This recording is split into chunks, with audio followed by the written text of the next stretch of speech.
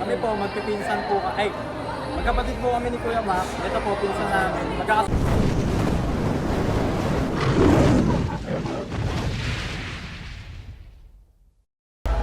Good afternoon everyone. We are here with Team Itik with Mark, Baron, and Janjan. So, I'm happy to see you here at Honor X90. And, kumusta ang Team Itik ngayon? Okay naman po. Doing well. Mga struggles po, pero okay lang. Kakayanin. Kaya naman, kakayanin. Para sa pamilya. Kumusta yung, itong experimental event ng Honor? Masaya po, marami po kaming namit ng mga influencers din. Diba? Sobrang saya po. Pagka parang first time po namin ng ganitong event. First event nyo to. na ganito. Mayayain po kasi kami. Shy type C po siya. Shy type C. Actually, yun ang gusto ko sa yung storytelling nyo. May mga lines kayong hindi usually nasa dictionary. And eto lang, bigyan nyo lang kami ng especially for those na hindi pa nakakilala sa Team Itik. Ano ba yung Team Itik and paano kayo nagsimula? Yan, bali. Kami po, magpipinsan po. Ay, magkapatid po kami ni Kuya Mac. Ito po, pinsan namin. Magkakasama po kami lumaki. Kaya close po talaga kami.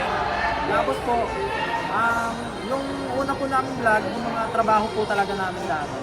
Si Baron po, gagawa ng aircon. Si Kuya naman po, jeepney driver. Ako naman po nagtitinda sa mga bangketa. Kasi yung mga ginagawa po namin, naisipan po namin vlog. Tapos, yun po, matulong ng Diyos na Tuloy-tuloy naman po. Hanggang ngayon po, nagbablog pa rin po kami. Isa sa pinaka-cute yung ginawa, yung since magaling kayo with yung mga ano ba yun? Kalikot po ng mga... Oo, ang dami yung mga combination. Kulang na nga lang may parang transformer kayo magawa. Opo. Meron din po kaming alaga, si Mingming. Si Mingming. Yun. Si Mingming alaga po namin. Unfortunately, hindi siya nakakasama sa Philippine Loop. Opo kasi hindi siya pinayagan ni Jessica. Mahigpit po, strict ang niya, wife. So, kumusta naman si Mingming ngayon? Okay naman po siya. Ay, naglalaba siya ngayon doon sa bahay. Nalaba, marami tinatapos. And ito, ano na ba yung natapos niyo sa Philippine Loop? As in, natapos niyo na ba? Opo, buong Pilipinas na po na ikot namin. Tapos medyo late lang po yung upload namin. Kaya abangan niyo yan, guys. Parang nasa Sikihor pa ako yung last nyo. Anti, nasa na po kami. Patawid na po kami ng Visayas. Late na po kami. Late.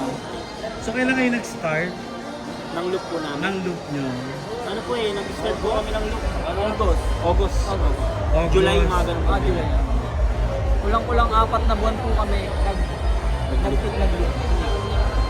So, technically, yung napapanood namin talagang Late upload.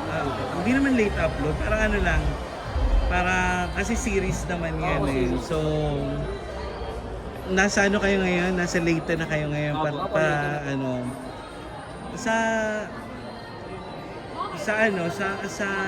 ginawa niyo Philippine Loop, ano yung masasabi niyo pinaka-fulfilling na nangyari?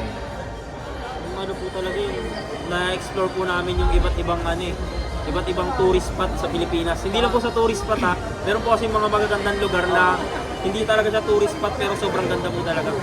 Kaya hanggang masasabi natin na napakaganda talaga ang Pilipinas. Sobrang ganda po talaga. Hindi lang po na-discover ng iba, pero napakaganda. Saka yung pagiging paano ng mga Pilipino generous. Matanggap sila, maano sila sa mga bisita, mga sikaso. And eto na lang, kanya-kanya yung share take na tatlo. Ano yung top 3 na naging destination nyo na hindi mo makakalimutan? Yun. Ikaw muna, Mac.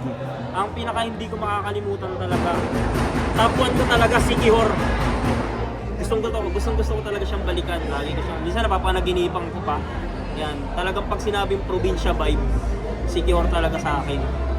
Pangalawa ko is Bohol. Yan, tapos Iloilo.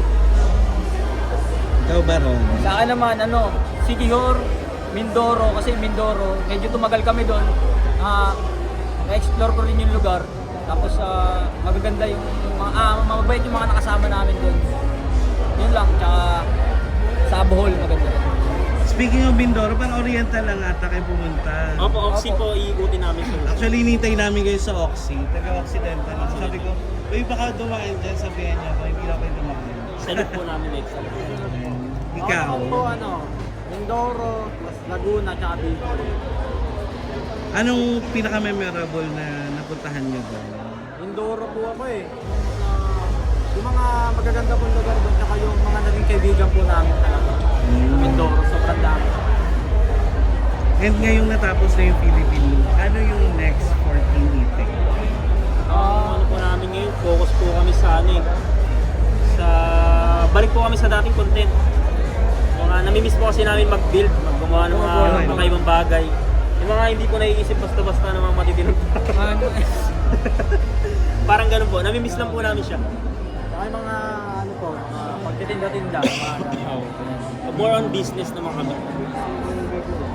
And also, nakalimutan ko yun, hindi ko naman alam na makikita ko kayo dito. Hindi ako nagdala, bumili ako sa Shopee nyo ng t-shirt. Sayang.